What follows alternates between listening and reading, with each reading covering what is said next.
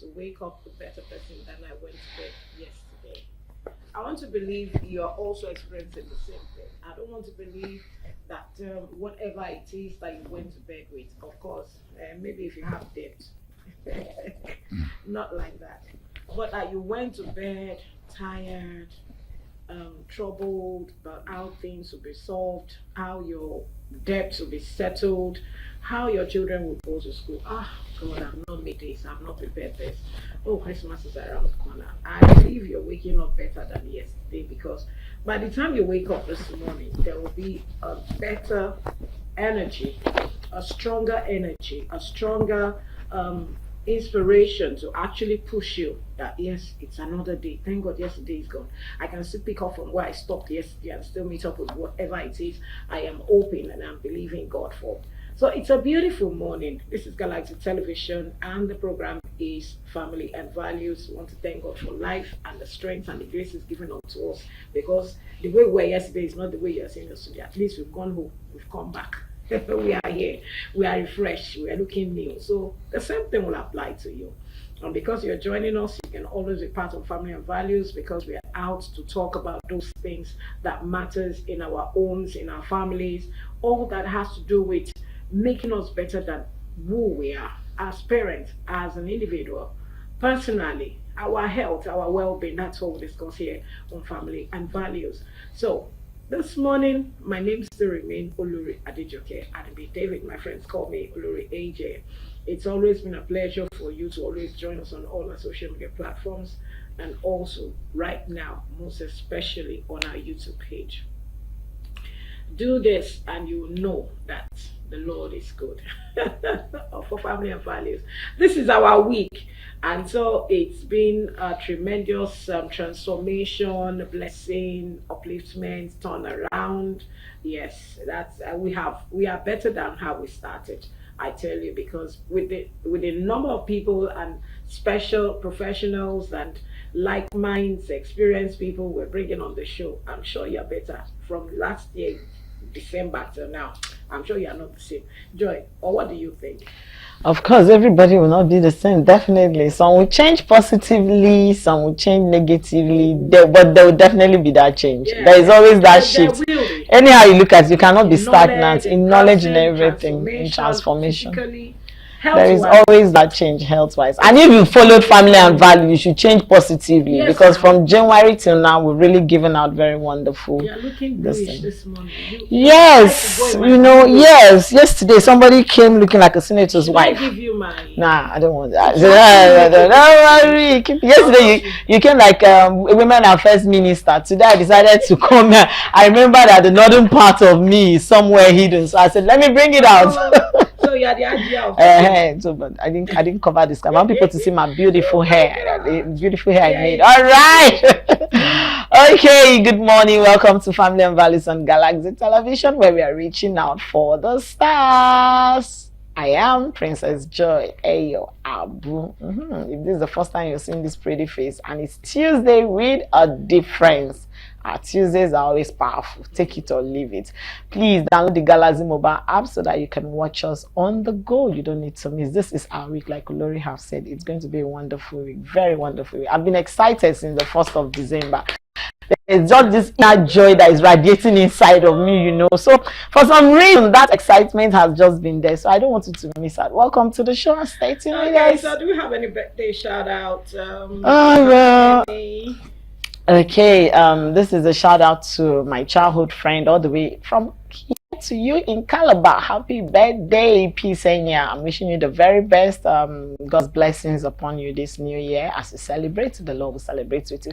All of you that are celebrating in December, you are waiting till Christmas to give us rice, beer and chicken. Don't worry, we will cancel your December this thing, you know. But all the best. We're wishing you the very best in this new year. Okay, so we're wishing the very best, and we pray that it will not be the least. It will be, there will be many more from all sides, even to places you don't even expect. Amen. Things will start flooding in and overflowing. And please don't do pass yourself. No, they do pass yourself. No, they do pass yourself this season. Just do everything in moderation. If you are the type that do amper big as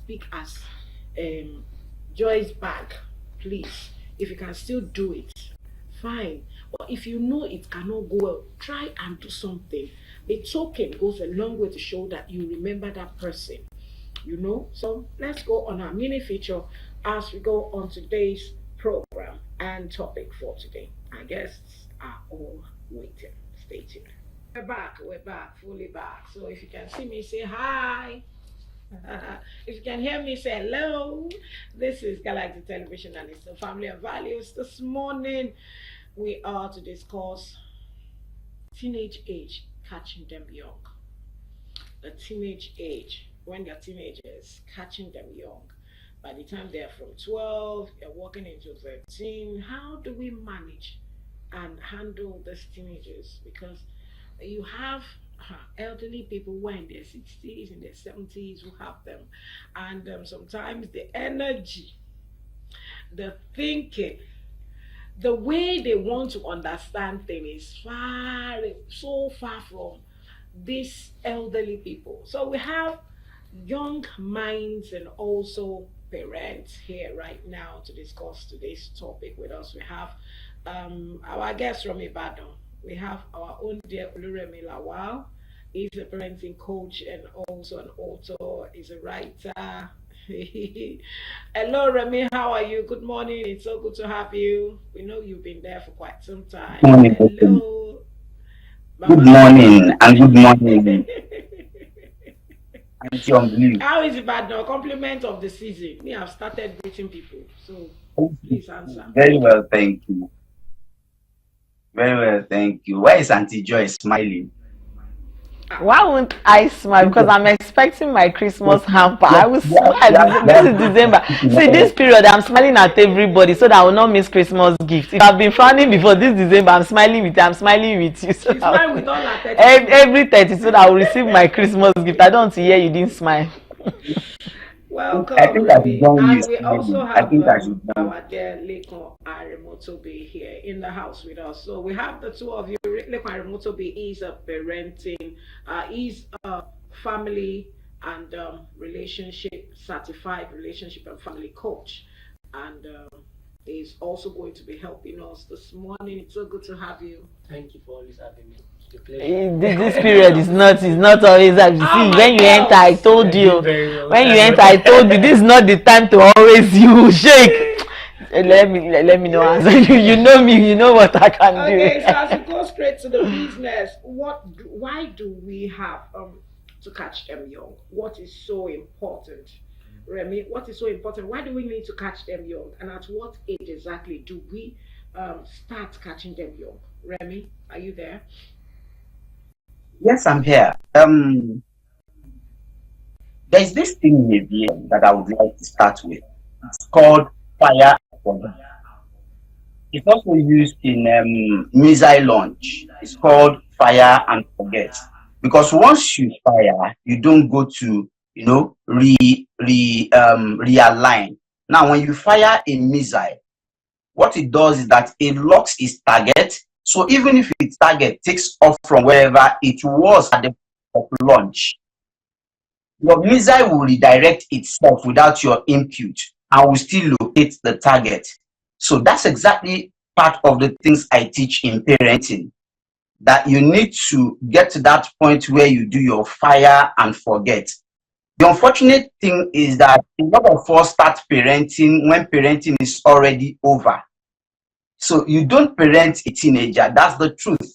Because at that stage, they are at the stage we call the individuating stage. So if you want to parent a child, which is why I like the caption, teenage age, catch them young. So you need to catch them before they enter that stage, because as soon as they enter that stage, let me say this clearly, it is no longer within your control. So every attempt to control them will actually confuse you, confound you, and even give you heartache. All right, there are 3 stages in every human life. The first stage is from age 0 to 10. And then the second stage is 10 to 20. Then the third stage is 20 and above. And whatever you're doing with your children, would happen between age 0 to 7. Between those two, that age, we have two things that happens. We have the imprint stage and the exploration. That is when parenting happens, when children are going through their imprint stage and then their exploration. If you miss it at that point, the Lord help you, because all you will spend the rest of your life doing is cutting and adjusting. And to some people, it has worked. To some, it has not worked. So the only time to catch them young is between the age of 0 to 7, because that's when everything you do around them leaves an imprint in them. They would act like they're not seeing you. I'll give you a perfect example. A child that has not started talking, just started barely walking, has been watching you make calls. You know, every time your phone rings, the child will see you pick up your phone, and the first thing you're saying is hello. You realize that this child one day will pick up the same phone, and the first thing you're going to hear is hello. So you'll be wondering, and a lot of us will burst into laughter and be wondering, no, where did this get this, or where did she get this?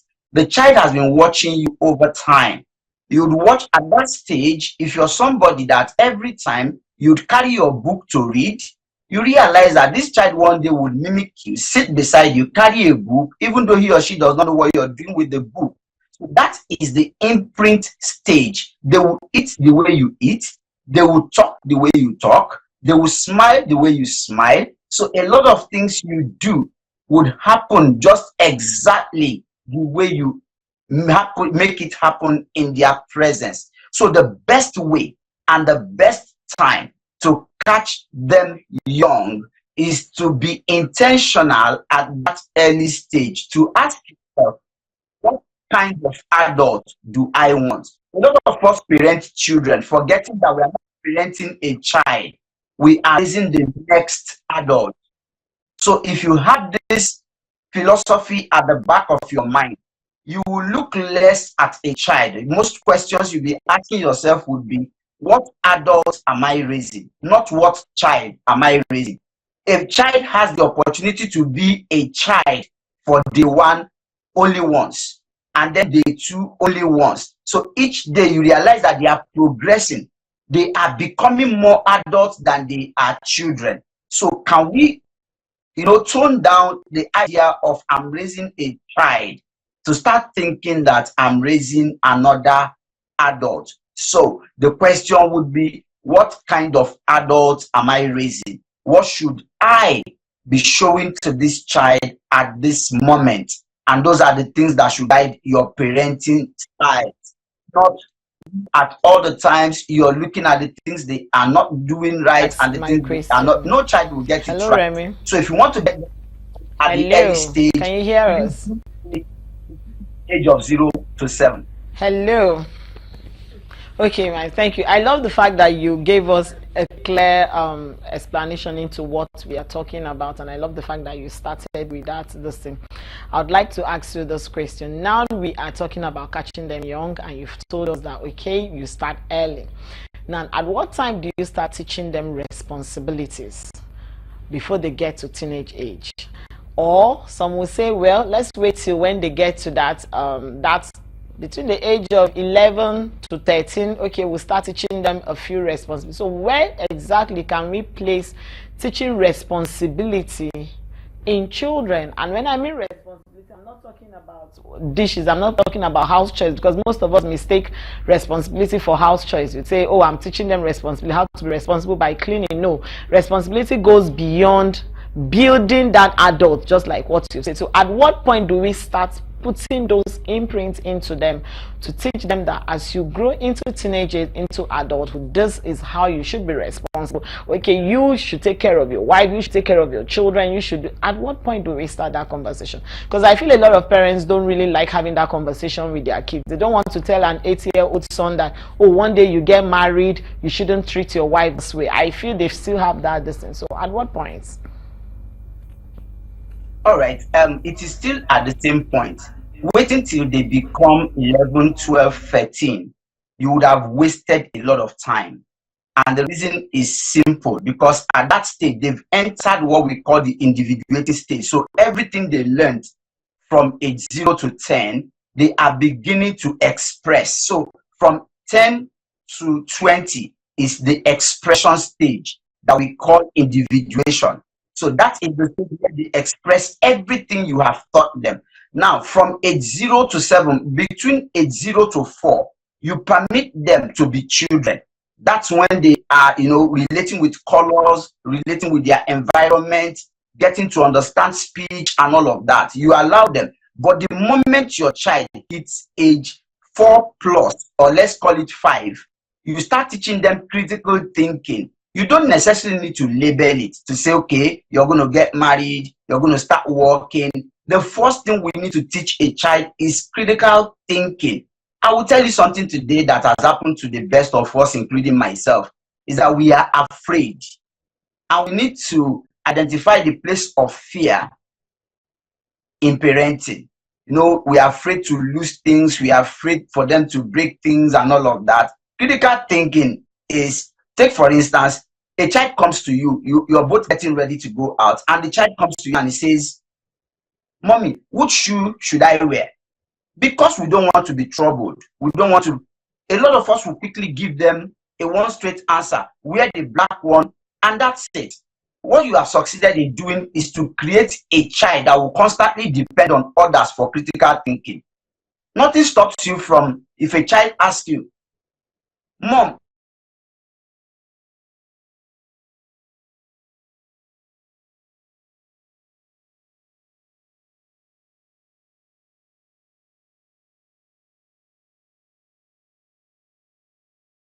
Okay, I think we're having an issue with his network. We are hoping that he gets us back on, gives us proper answer to what we are talking about. I love the fact that we need to go for our word of marble, and we'll be right back. Remy is back, and we just can you please hold on for us while we talk to Lekon? Okay, so we have Lekon here at Motobe, and I want to ask you the same question. Why do we need to catch them young? Because everyone has got their own views about this altogether. Why do we need to catch them young? What is so important that we need to catch them young? I think Mr. Remy has laid a very, very, very important ecological foundation for that. And I'm just going to pick up from where he stopped about adulthood.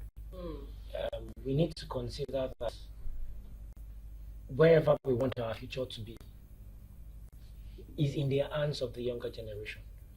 It is in the hands of teenagers. Now that is saying that, so we have this flawed thinking to say that say young people are the leaders of tomorrow. So we are waiting to train them tomorrow. But unfortunately, the thing is, the strength even of an enemy is in the hands of its young people, and teenagers are huge of that. So if the teenager is not trained already, what happens is that by the time they get into teenage age, you start the training from there, and then you're already late.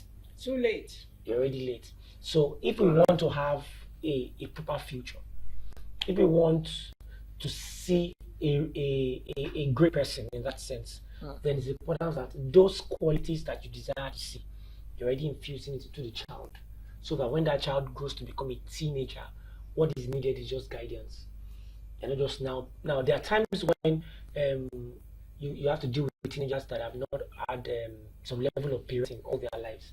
So sometimes there are ways to go about such that you can quickly get. But the truth is, there's more work to be done there, rather than a teenager that's already been trained as a child. Yeah. So the earlier, the better. The better. Always. Okay, so I love the fact that you talked about monitoring. Where does the place of mentorship comes in shaping the to Galaxy Television, and the program is the Family and Values. Joy, you were asking. Yeah, I was asking the place of mentorship in raising teenagers because these days everybody wants to be a teenage coach, and this is like, it seems like the teenagers now need more this thing.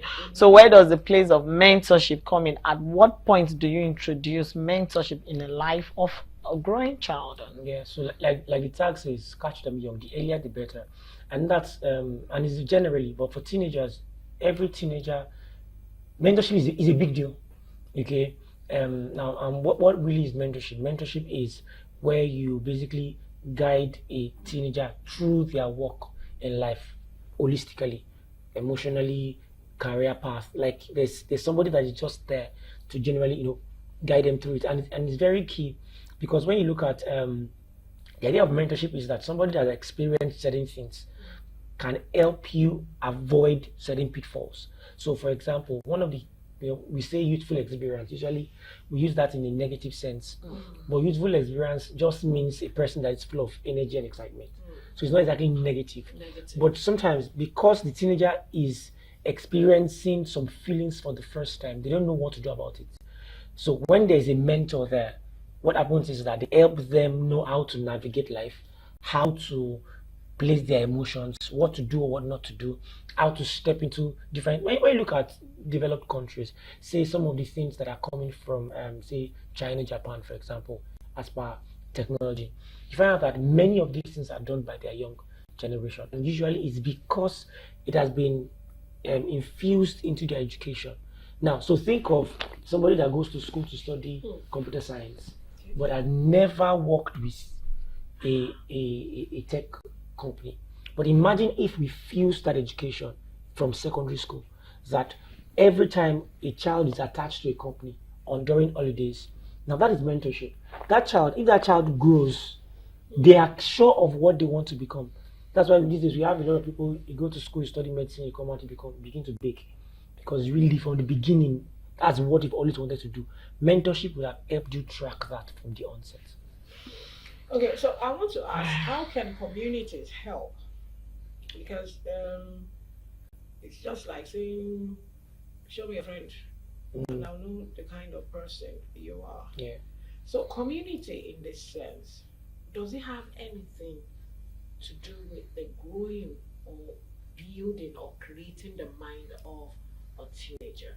Yeah, it sure does. What has community has to do with it? We are always a function of our community. So the community that we find ourselves in, our lives are a reflection of that community, and everybody will always attract what is inside them in that sense. Okay, so for teenagers and that's why as an African nation, one of the key things that we must never lose in all this our trying to copy the Western world is that sense of community in raising a child. Okay, it's very important. When nobody can raise a child alone, in that sense, okay, and for a teenager are very relatable people. The word I want to use is they are particular about connections. Okay, so the person a teenager make connections with usually has an influence about their life.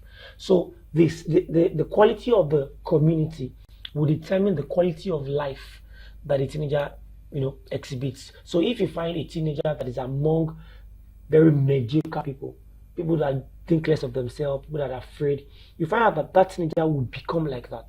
Okay, but when you expose the teenager to bigger things than them, to challenges, and they find ways to solve. Now we're talking about critical thinking and all that. You find out that they grow to be better people because of that environment that they find themselves. So community, whether it's the home community, parenting, whether it's church, whether it's friends, all these are different levels of community. Everything has significant impact on the teenager. So parents must check the value. What is the quality of people that my child flows with? Because that quality will determine the output of that child. Can we quickly take one more question with Remy? Please, Remy, are you still there? Yeah, I am here. Our Zoom guest from Ibadan. Welcome back.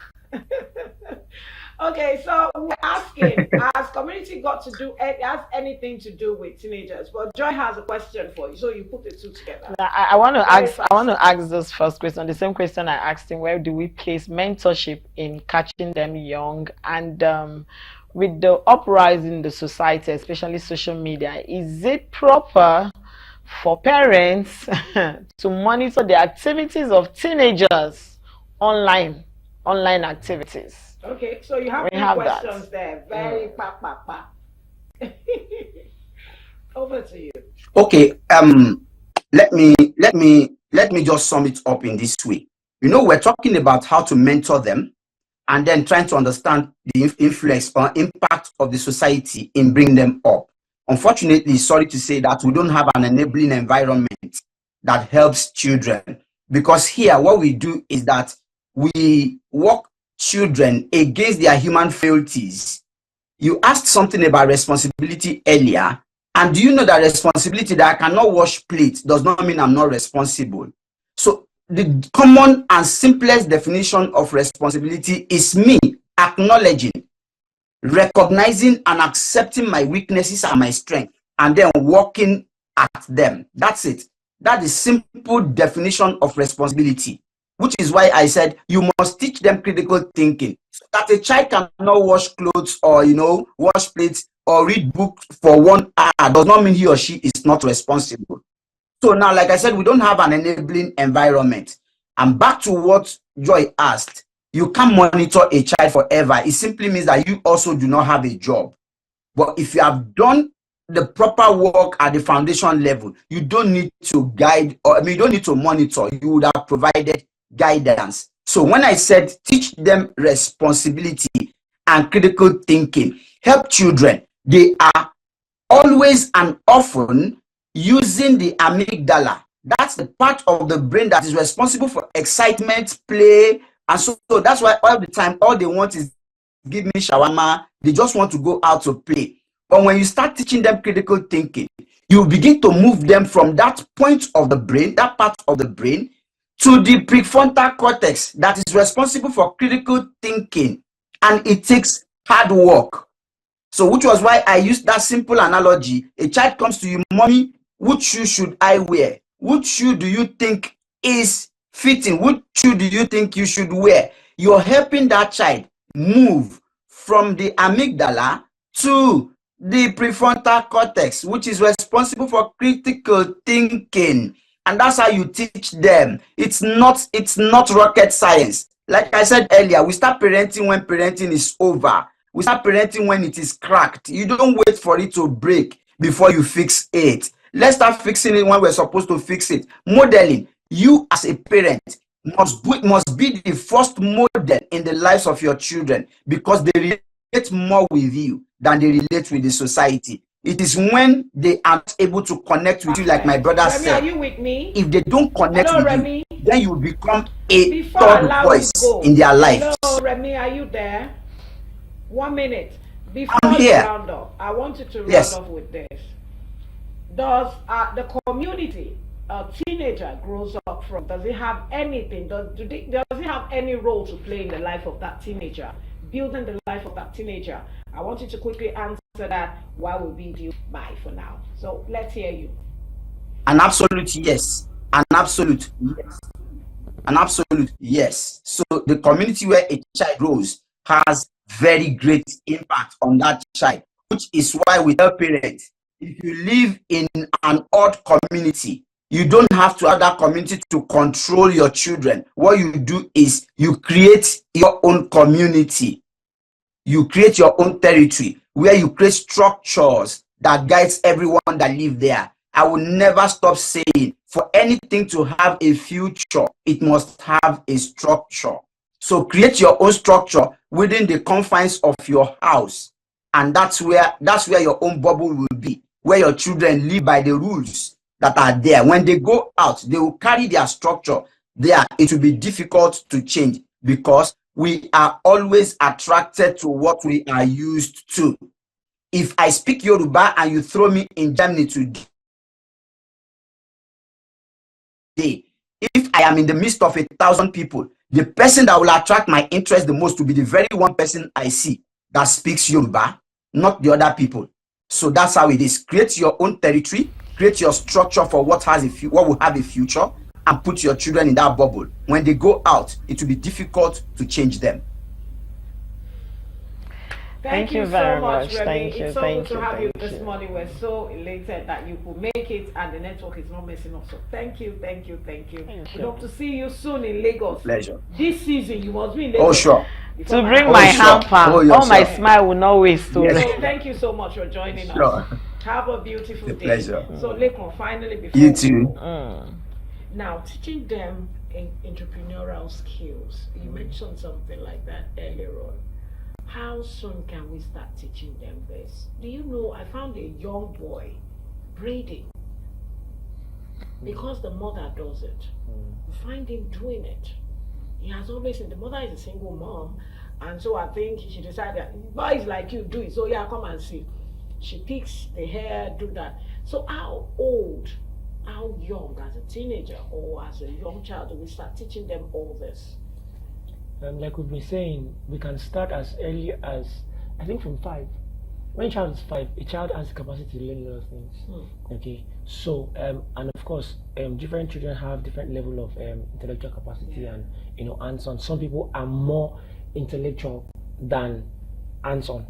Okay, some are more hands-on. That's why if you give two different children, something to color, one might come out better than the other. Okay, now this other one that did not color so well might be able to define terms for you that this one may not be able to define like that. So some children may not be good with even entrepreneurial things. Okay, maybe more bookish. Okay, they might want to go more in law and medical things, research, that kind of thing. And so we first need to understand, is this child work want this direction in that sense? And then when you find a child that is very good in that direction, from 5 you begin to expose children, because at 5 they already belong to what they call brownies in school, all these clubs. All the and clubs, the brownies, yeah. they teach them Cooking, tech, and activities, and to be independent. Yeah, beat making and Yes. all that. So you are Yeah. able So to they're already get doing yourself. things with their hands at that age. So this thing you want to teach a child, I just think that one of the key things is children learn, like we're saying, in their environment. If you want a child to learn, say cake making, for example, baking, expose that child to it. Buy them toys in that respect. When you are baking it, let them beside you. From passing the flour, passing this, one day you give them their own flour to batter. Doing it. So it's with consistency, with repetition. There's nothing any child cannot learn in that sense. So the question is, are we willing to give the time? Because that's always the thing. It takes time to raise children.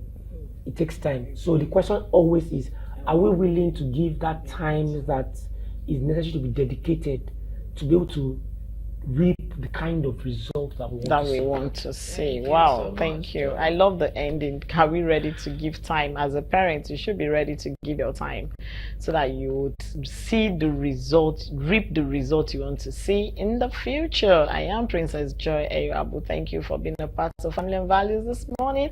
We'll see you tomorrow. Have a blessed Tuesday. So thank you to all both our guests from Ibadan, Remy, Lawal, and also to Lake Marimotobi. Thank you for always being by us all this new beautiful year that we've been together. Thank you for joining us this morning. Tomorrow we'll be discussing misunderstanding in marriage, what to do. Misunderstanding in marriage, what to do. Now, some like, why don't you bring Arimotobi tomorrow? I have my reasons. He's a father that I can look back and say, yes, go back to bed, because he has nurtured my daughter too with me. So it's so good, it's an honor, and I wanted him to be part of the discussion because it goes a long way. Experience, they say, is the best teacher. It's not by age. The experience you've been able to inculcate into lives goes a long way. That's why we're here, myself and Joe, on this platform. We hope to see you tomorrow. My name is Remy Olori Adejoke and David. You heard it from Remy, that the future you build help from the structure. So what structure are you going to build for your children, for them to be able to give you a better future? Have a splendid and a beautiful day from all our crew from Family and Values. Have to see you tomorrow. Bye.